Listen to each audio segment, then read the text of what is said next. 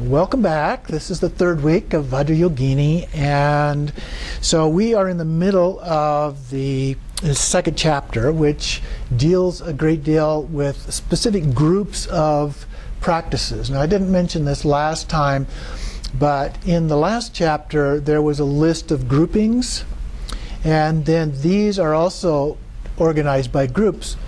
But the groups don't match, just to point that out. So I'm not sure exactly why that was done the way that it was, or how the original groupings happened. It appears that the original groupings mentioned in the previous chapter were probably indicated in the root text itself, although that wasn't real clear to me at least. And why those are organized differently, I'm not entirely sure either, although she mentions the similarity among those in general at least, and how they're collected together, although sometimes there's quite a bit of variance, so it's a little hard to follow the exact logic involved. Nevertheless, we are on page 73, and this is the ninth of these particular groupings. And so this is the four-armed Vajrayogini in warrior stance. Now, this isn't the first one that we've seen in this exact format, but if you look at the warrior stance, normally the warrior stance, one leg is straight and the other is bent, but in this case both legs are bent. So it's a little bit different, and then later on there is a turtle stance that looks an awful lot like this particular warrior stance because both legs are bent. So I'm not sure why they're explained in that particular way either, but we'll just follow along with exactly what is said in the book here for that purpose. So there is just one sadhana that fits this particular format of the four-armed Vajrayogini in that particular stance. And so she points out here that this sadhana takes self-generation into a more intense internal level, and so it's more like a completion stage emphasis in this particular practice. And we imagine the various elements within his or her body, so your body, whether male or female, in that particular case. And then moving on to the next page then, we are following emptiness, and usually these practices begin or very early on talk about from emptiness, and maybe there's an emptiness mantra that helps as a part of that.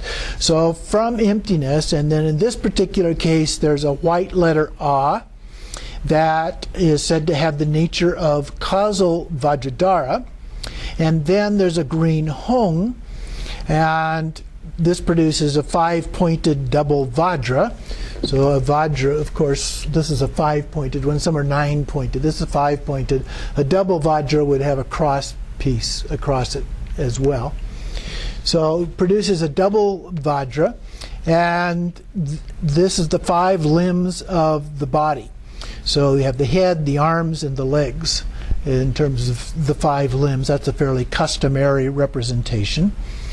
Then in the center of that, we see a red inverted triangular syllable. And so this is the A syllable. So same as in A-Wam. So you have a female representation of the A, and then the Wam is the male representation. And when they're inserted over the top of each other, then they look like a six-pointed star. And then in the center, okay, we've got that in the center. It's blood-colored or dark red, and she refers to it as a masculine Dharmadaya, then marked with the Vajras at its 6 points, and so, or at its points. Then this is also understood to be the torso, so there's a physical bodily representation of this as well.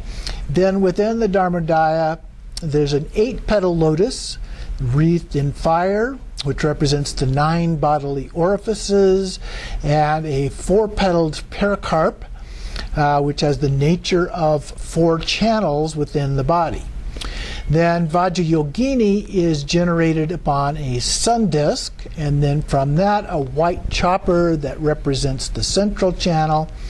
And then Vajrayogini herself is light red, or she says yellow like a blooming saffron. And so this probably represents variations, because many of these come in different forms, and so there can be these kinds of variations in them. And she's 16 years of age, delicate youthfulness, laughing with a wrathful face. She wears the 5 mudras, those are the 5 bone ornaments that we've talked about before, with a garland of 50 heads. So a fairly standard type of representation in terms of her appearance. She's in the warrior stance, as we mentioned, trampling on the Brahmanical gods, Brahma, Indra, Vishnu, and Shiva, who represent the 4 kleshas, or sometimes the 4 poisons. And so those are the main afflictive kinds of emotions and so forth that we typically experience that create various forms of suffering in our lives. And so she then holds a Vajra and a bell crossed in a gesture of embrace. And so she's got 4 arms, so 2 of those arms are crossed across her chest, and those are the 2 that hold the Vajra and the bell. And then the other pair of arms, one has a chopper in the right hand and the other a skull cup in the left, and which she holds aloft. This again is fairly common with the appearances of Vajrayogini, where in her left hand she's holding the skull cup and she's looking at it and often pouring the nectar or blood from that into her mouth as a part of that. And then she also has a skull staff, or sometimes just called a katvanga, in the crook of her left arm, which symbolically represents the consort. And she also has a red letter A at her heart.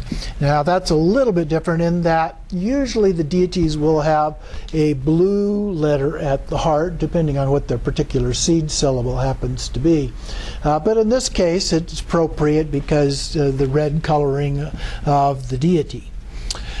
Then the last paragraph talks about the practice, including various esoteric offerings within the external Dharmadaya. So there's the one that's inside, and then there's also one represented outside where the offerings are being visualized as being made. And then she describes this and various other rites of worship, such as a hand worship and Bali offering, which she will explain a little bit later. So we'll come back to that. And then there's also a ritual of accepting a pupil and preparation of a protective amulet. So these are the basic features and fairly standard in terms of Vajrayogini. The next one is a red Vajravarahi with a foot raised. And now there are several different versions that involve this raised foot. And so here she says the remaining forms have an increasingly erotic and outlandish character, often associated with Odhyana or Uddiyana. And one of those is this pose with the foot up. And so she lifts the foot above her head. If you look on 75, the illustration there shows the position of holding that leg up in the air, up above her head there, holding it with her left arm that's holding the skull cup. And then the right arm is pointed somewhat downward direction there. So an unusual form to take, to say the least. And so she's drinking from the skull cup as before, as a part of that. And then below the illustration there, in that next paragraph, there are 2 forms with this pose in the collection. So the first is a red manifestation of Vajravarahi, which is this one. And then she occupies the center of a 5-fold mandala Her generation, iconography, and mantras all relate to the red warrior stance forms of Vajravarahi. So the typical, the two standard forms or poses are the warrior stance and the dancing stance. And so then in this case she's talking about Vajravarahi form of the deity and the warrior stance. So she is generated from a Vajra presided over by Vam syllable and endowed with what she calls Kapalika ornamentation. These are the bone ornaments that we've referred to previously, such as the bone girdle or bone skirt, sometimes it's called, as well as the garland of human skulls or heads. And she also has a skull bowl and Vajra, but one important difference is that she does not have a staff. Okay, so sometimes they do, sometimes they do not. So that's another variation, in this case only two forms that follow that format. The next one is a white Vajrayogini with foot raised. So even though it's most customary that Vajrayogini be seen in a red form, there are also some other colors, with white being the second most popular of those, but again with the foot raised. So very similar to the previous grouping in that regard. And she points out here in the text that it's quite unusual or distinct for being white color. She's also in a solitary cremation grounds as a part of that. She is another piece that's a little bit unusual. She's completely naked without any ornaments in this case, although she does have a Katvanga in the illustration that's not mentioned in the text. And she is considered to be erotic and youthful in character. The other parts I've kind of skipped over there because they tend to be basically the same as in the previous ones. So then we go on in the next one on page 77. We have Vajrayogini in the falling turtle pose. This is the one I mentioned at the beginning. If you notice in the illustration there that the illustration's basically the same as that previous warrior pose with both legs bent. So not sure why they refer to this as the falling turtle pose as opposed to the warrior pose that looks almost identical when in the version with both legs bent. So Vajrayogini in the falling turtle pose. So she mentioned this as being intensely erotic and intense terror, being the overwhelming lust that would in itself be terrifying. So moving on to page 78, then she refers to visualizing this case. Usually the warrior pose, the deity is more from the side. But in this case she's facing straight on instead of from the side in the warrior pose. She is also has an unusual color. This is a yellow Vajrayogini. And she's naked with disheveled hair, only two eyes. Usually Vajrayogini has three, one in the forehead, but she only has two. And then she has other typical types of ornamentation and so forth other than that, with the skull cup and some necklaces and so forth. The ornaments that are also held in her hand are fairly standard. In the second paragraph on page 78, then, it also mentions that in the worship of her there are the use of the transgressive Bali offerings of yogic substances. That usually refers to the 5 meats and 5 nectars that are real common in tantric practices. And then here is where she brings up and describes a little bit about this Bali ritual that we mentioned earlier. So right in the middle of that second paragraph, this is given according to the Vajravarahi texts.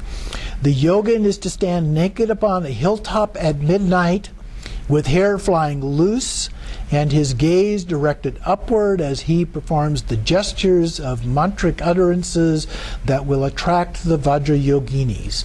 Now, I would assume that if the practitioner were female, that would just fit into here as well.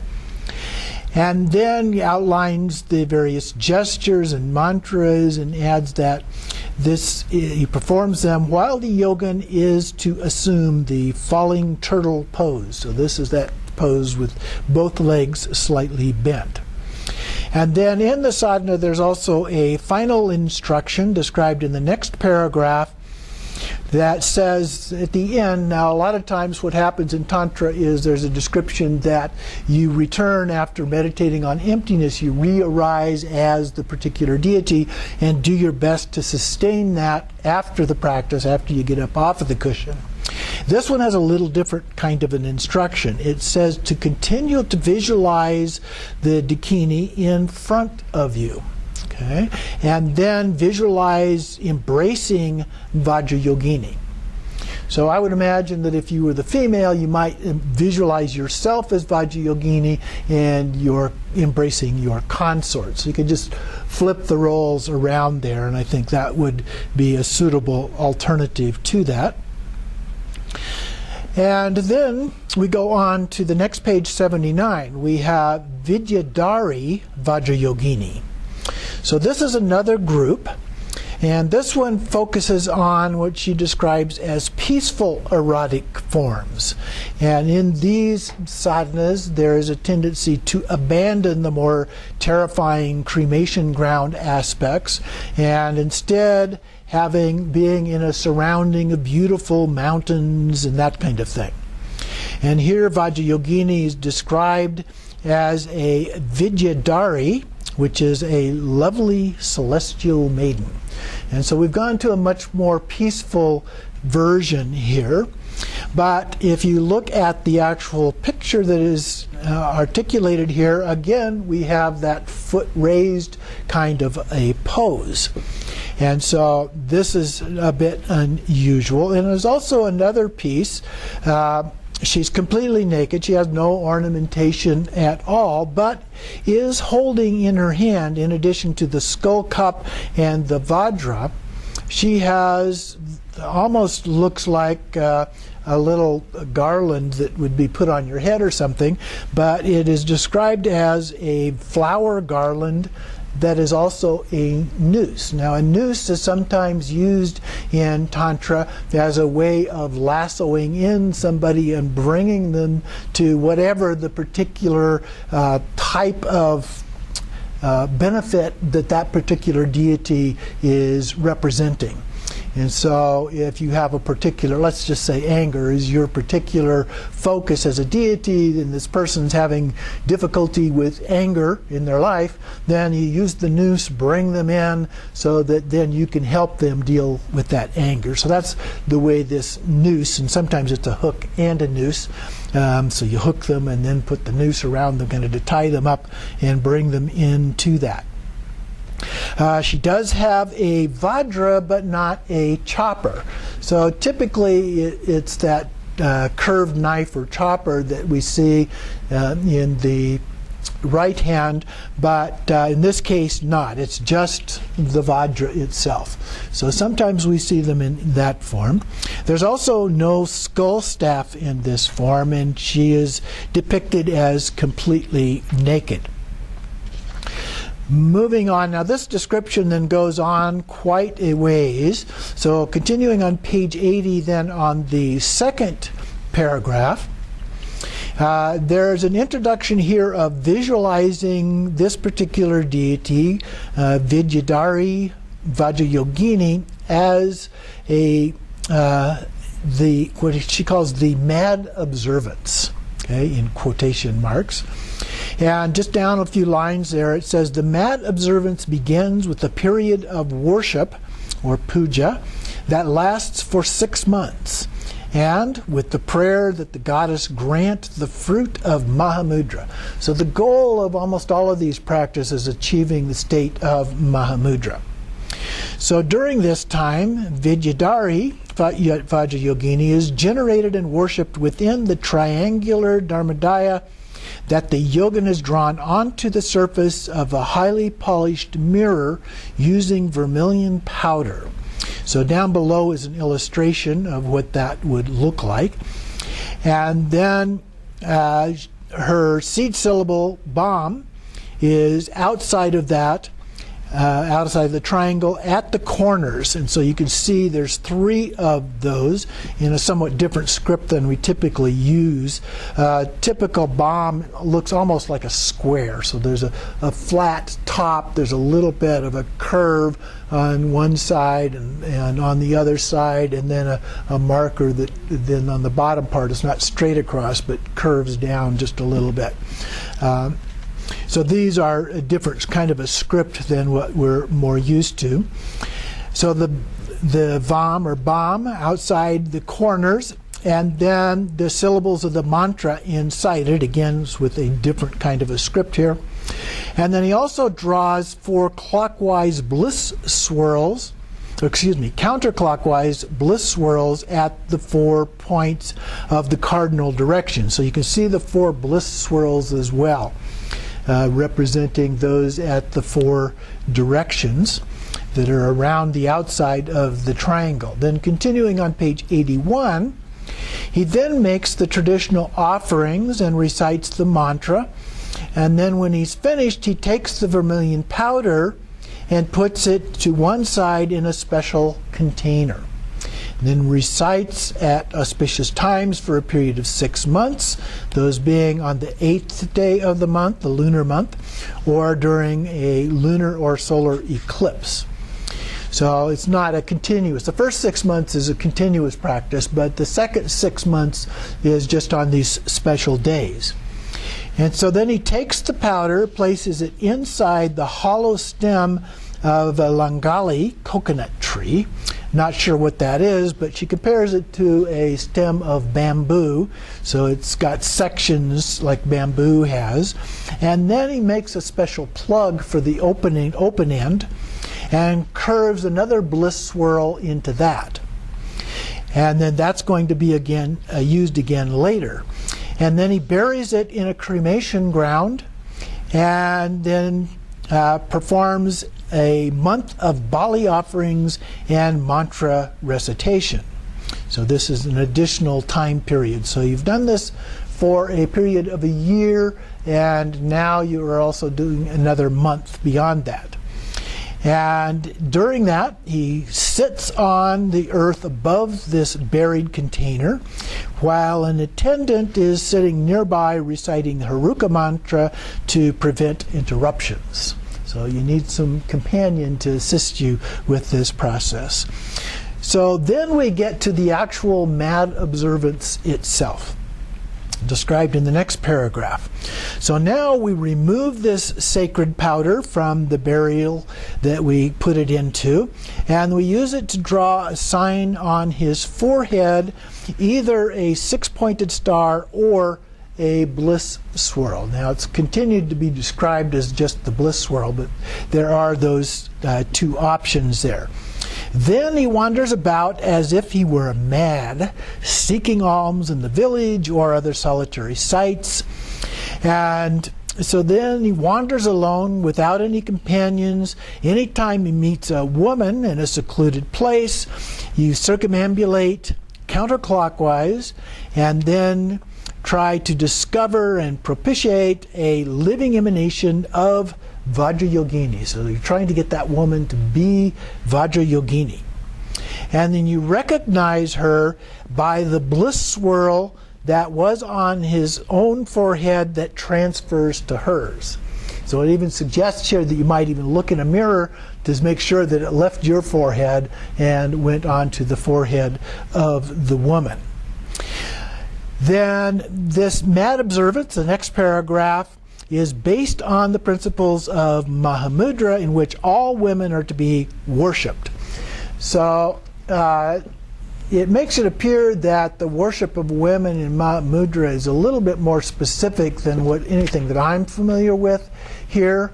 But in Tantra generally, there is the recognition of the sacred nature of all women as a dakini, and so there is certainly that kind of an aspect that is a part of that tradition. Moving on then to the next one, we have a flying Vidyadhari Vajrayogini.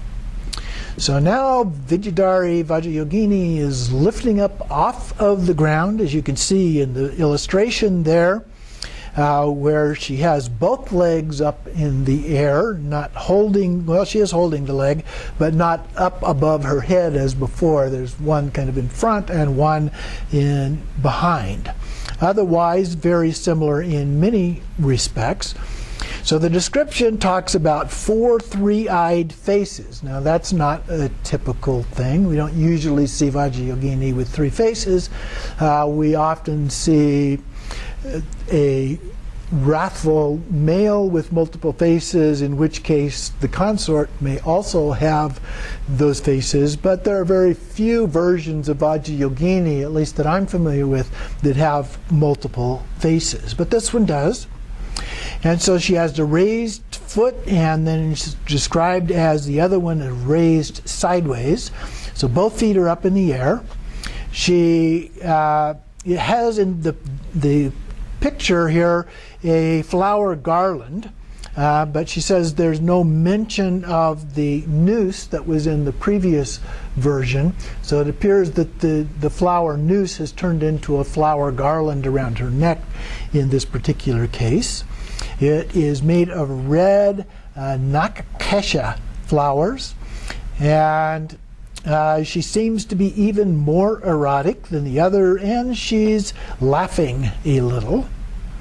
And she also is described as being in a beautiful mountainous setting, as we've talked about previously in terms of these latter forms. And on the next page, in the middle of the page, 83 there, the second indented quotation, she appeared in the midst of the surpassingly captivating, most lovely mountains where the mind comes to rest because of the destruction of the defiled mind. Okay, so that's one of the things we're doing, and I highly recommend outdoor meditation that's being described here. It can be very, very effective in just helping us get outside of our usual ways of looking at and relating to things. So I highly recommend that in general. Then moving on to page 84, in the middle of the page, we have Vajra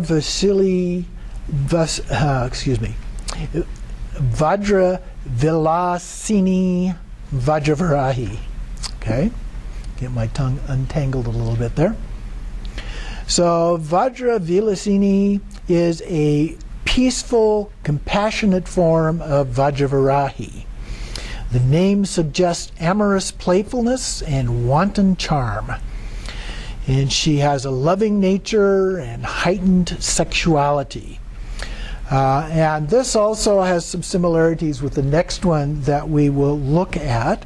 So we see here in this illustration, she's not in a standing pose. Now in the text itself, it says that it's not clear what pose she is in, but the description that is given is such that it appears that she's in a seated pose with a consort in this case. So that's another somewhat unusual feature here.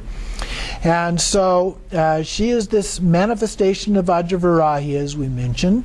She embraces her consort and is engaged in lovemaking with her consort, who is described as Chakrasamvara. Now recall that Chakrasamvara was the main deity from which Vajrayogini originated, or particularly Vajravarahi was the form given. We'll talk more about that toward the end of this chapter here. And her eyes almost closed in the bliss of passion. In the next paragraph, it talks about the skull cup and Vajra, but she disdains all other kapalika accoutrements, the bone ornaments. She does have some earrings and a necklace, although apparently not in the bone form. And she is intent on removing suffering from the world. So she has a very general kind of benefit that she provides to the practitioners of her practice. And then at the bottom of that second paragraph, she is reminiscent of Avalokiteshvara and Tara, saving devotees from the 8 terrible dangers.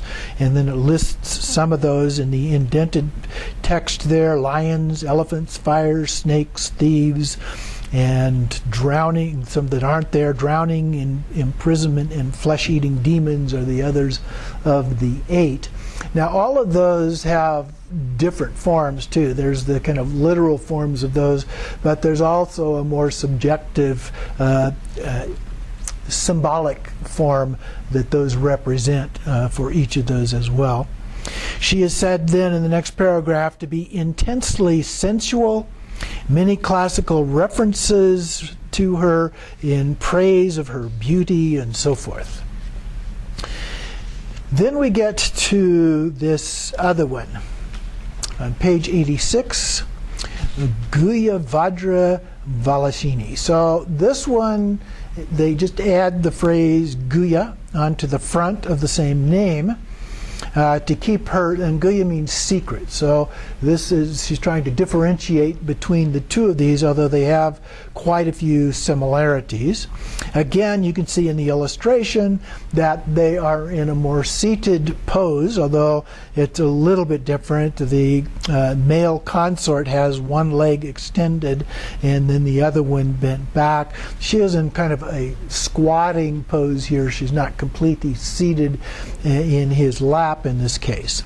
So going back up above that to the text, another highly erotic form of Vajra Vilasini appears to be in the secret Vajra Vilasini sadhana.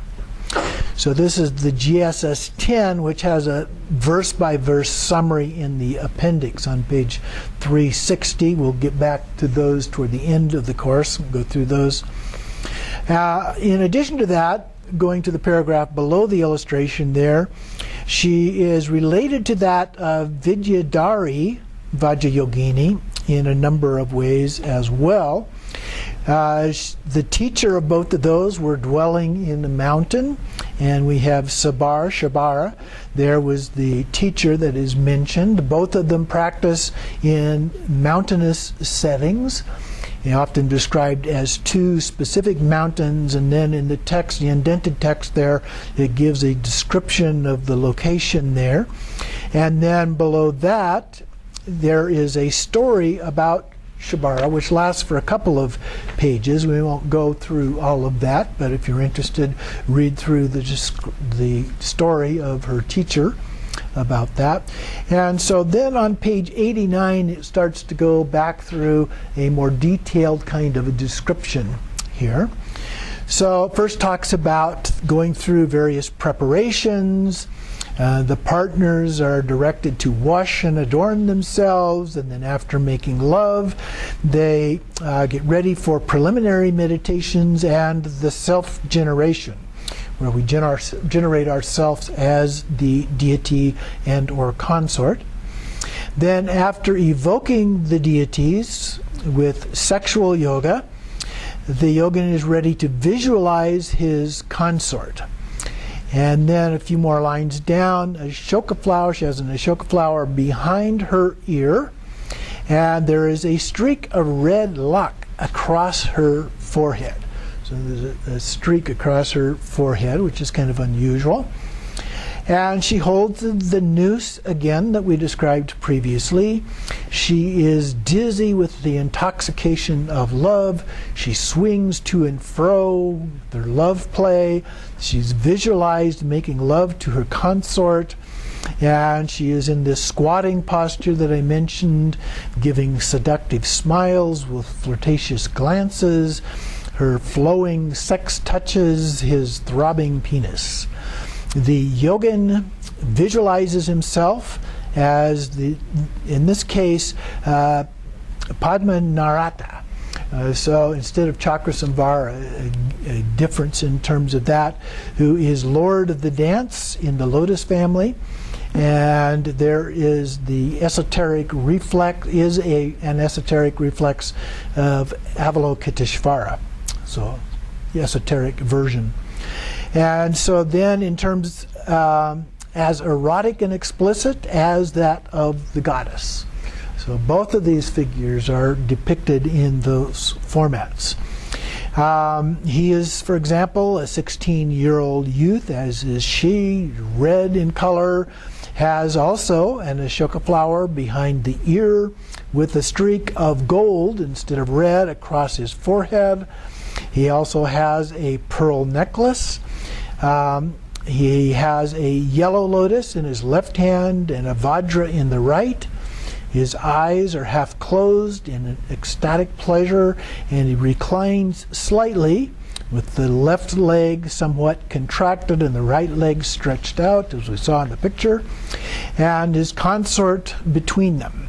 And he visualizes causing Vajrayogini to dance with his penis, and is absorbed in the innate bliss. So that is the kind of depiction visually and the sensation of this. The innate bliss is the fourth of the four blisses that we do in that aspect of the 6 yogas of Niropa, as well as other completion stage practices. It's often done that way. Then on page 90, continues here in terms of the practice, which is done on a mountain or someplace in a cave, a place of fragrant flowers, or a deserted building, or in a garden, or in an empty wood. Anything like that is considered suitable. In the next paragraph, the yogin visualizes himself as the male deity, but in Vajrayogini is evidently the central deity. So in the way that it's described in the text, we've reversed the role for the benefit of the view of the male as opposed to the view of the female, given the rather patriarchal way that many of these are described. But again, you could visualize yourself as a female as the deity rather than the consort. Then skipping down a few lines, it describes each partner worshiping the other's body with offerings of flowers, fruit, and incense, and giving each other a betel nut, which I wouldn't recommend. They're somewhat toxic, not to mention staining your teeth terribly. And recites loving verses, exchanging sweet nothings, and so forth. Then the female consort may perform the practice upon the male partner. So one doing those things, then the other doing those things, or concurrently at the same time. And then it describes a contingency. What if there is no consort? And so it describes here that when the text describes the method of masturbation for each partner separately, combined with the visualization of the full sex act. So if there is no consort, this can be done through masturbation. Now, in the Kalachakra Tantra that we looked at in the previous class, it was described as a hand lotus. Okay, an interesting description of that. But the point is, there are alternatives. Finding a qualified consort can be a challenge if you don't have a partner who is also engaged in doing the practice, and so those can be difficulties at time to do those kind of things. So there is this alternative that is provided. It's very seldom described in a great deal of detail, but it is mentioned here and there. Moving on to the next page then, 91, in the second paragraph on the page, the soteriological goal of the practice is Mahamudra. I found it a little bit odd that she would use that word there, because the word really refers to salvation. It's usually used more in a Christian or other kind of a context there, but I assume she's kind of referring here to the ultimate nature of what it is that we're trying to do. So the goal here really is Mahamudra in doing these practices, so achieving more of a transcendent nature. And then she talks a little bit about the magical powers or cities that are attainable. And again, the Buddha himself, as I best understand it, said to kind of avoid these various cities, except they're really divided into two classifications. There are relative cities, and those are the ones that he said to avoid, and then ultimate city, which is enlightenment. And of course, that's not something we want to avoid, that's something we want to attain.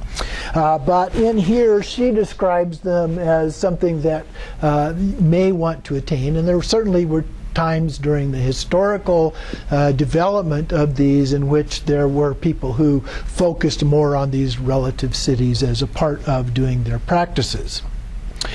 In the next paragraph, then, it talks about at the end of the sadhana again, and here all female beings will become, it says that they will become the servants of the practitioner, and then after 12 years of constant practice, the person will progress to Mahamudra and become a siddha. Another text adds that he will wander about surrounded by women. So I suppose if you're a woman, it would be just the opposite of that. And then women are considered to be the chief tool as a part of doing this practice. A few more lines down in that last paragraph, the union of female and male easily destroys the defilements. And so that's a part of how the practice actually functions. And so in doing the practice in this way, we destroy our afflictive emotions and our mental obscurations. The two obscurations is the way that they're usually defined in order to achieve enlightenment. And no effort is eschewed. That will heighten sensual experience. So it's okay to do literally anything that will heighten the sensual aspect of this. The practices are enjoined at night over 14 nights. 14th, that would be the 14th of the lunar calendar. And then the 8th nights, so on the 8th day of the lunar calendar, use lamps so that everything is illuminated, particularly the details of the body. And then continuing on page 92, do everything possible to enhance the sexual impulse within a controlled context. So don't go completely overboard here. Keep it within controlled context. The idea is to make love with the consort only for as long as the mind is not stirred up. Okay? So you remember the goal is Mahamudra, so you want to keep the mind there. So you can engage in all of these practices, but the idea is to still keep the focus of the mind in terms of the Mahamudra. Then going down to the next paragraph, well actually the bottom of the last line of this paragraph, to demonstrate the sexual love is under his command. And so then the next paragraph, the yogin's control is achieved by one pointed concentration upon the sahaja bliss. So this is the ultimate bliss, that innate bliss that was mentioned previously. The mind is motionless. It becomes the means of enlightenment. He should make the goddess tremble in sexual play. Sahaja bliss is understood to be the final stage in the series of the four blisses or joys, so sometimes called the four joys, sometimes the four blisses. And then the final highest bliss is said to be free of both passion and non-passion. Very Dzogchen. Okay? So it transcends the idea of both passion and non-passion. The ultimate sahaja bliss is described here as that final moment of intensity when he excites the goddess but retains his own semen. So the male, at least, is not supposed to ejaculate in doing this practice. That's part of the control toward Mahamudra aspect. So then in the quotation here just below that paragraph, the god and goddess should perform the sexual movements of churning and swinging. So that movement during the sexual intercourse practice. With his penis he should excite the goddess and he should not emit his semen. If he emits his semen, how can there be any great bliss? He should turn the ocean of the vagina through his desire for the ambrosia of sahaja, but with such a way that the poison of passionlessness does not arise. So the passion needs to arise, but only up to a certain level. Then in the next paragraph of turning the ocean, the emphasis is on the importance of passion. And continuing on the top of page 93, the third line there, the churning of sexual yoga should avoid passionlessness and produce only nectar, sahaja bliss. The tantric sexual yoga is the premise that there is no greater sin than passionlessness. Okay, so we're using it as a tool, but we have to be a little bit careful because it's like fighting fire with fire, and it can get out of control. So that's the thing that we have to be careful about. In the next paragraph, then, again, it says the goal is Mahamudra, or emptiness. It's treated in the sadhana itself. It doesn't say a whole lot about that. Rather, it tends to focus instead on a metaphor of fusion. So that would be the union of the two figures together, and its power to induce the experience of non-duality. So the Yogin deity is said to penetrate the body of his lover from head to toe. And then in the next paragraph, the sexual fusion is related to the yogic fusion of winds and drops. In union, each imagining the blazing syllables of mantra circulating through their bodies. And so here, when we're reciting the mantra, and it describes exactly how to do that, that's described in various ways in different tantras. But here, it's described as starting on the sex of the female consort, entering the male via the penis, exiting through his nostril. Usually it exits through the mouth, but here it exits through the nostril, enters her nostril, and again passes into her sex. So it's circulating around. Sometimes it's described as being like a circle of fire, the mantra just rotating around and around at a very fast pace. Although usually, so it depends on the particular mantra, it usually circles once with each passing of the mantra. So if it's a long mantra, it's not going very fast. It takes a while to recite the mantra when you're doing that. But you can just visualize it as going around as you're reciting it, not trying to link those two together that specifically. Then it goes on to say we recite this up to 500 times as it's going around, resulting in the fusion of the nada and drop, or bindu, within the channels. This is followed by repeated mutual sucking of the male and female sex. At the end, the practitioner imagines the fusion of their identities, so merging together. Symbolically, that's what we're talking about with the union of the two together, the deity and the consort, whatever form they may be in. And so that kind of a fusion together. And then this is said a few more lines down to cut off the defilements of the world down to the most subtle. Only then, extinguished and like a rainbow into the space itself as it dissolves into sahaja, or mahamudra, the innate bliss of awakening. So at the very bottom then, reality is compared to a dream experience because of its dependence upon causes. So dreams depend upon causes, but they have this kind of illusory nature. And we know that they're not real in a normal sense. And so when we're doing this practice, there is a little bit of that sense about it as well. But interestingly enough, when we do Mahamudra, there's also a little bit of that quality about it. When we do Mahamudra practice, then on a daily basis, there's a sense of almost like walking around in a movie or a play or something like that. There's just a little bit of a disconnect that happens between that, and you begin to recognize that all of the things that are going on are really going on in your mind. And that's the key thing. And of course, the mind in Tibetan Buddhism is at the heart, not the head, which are two different kinds of experiences.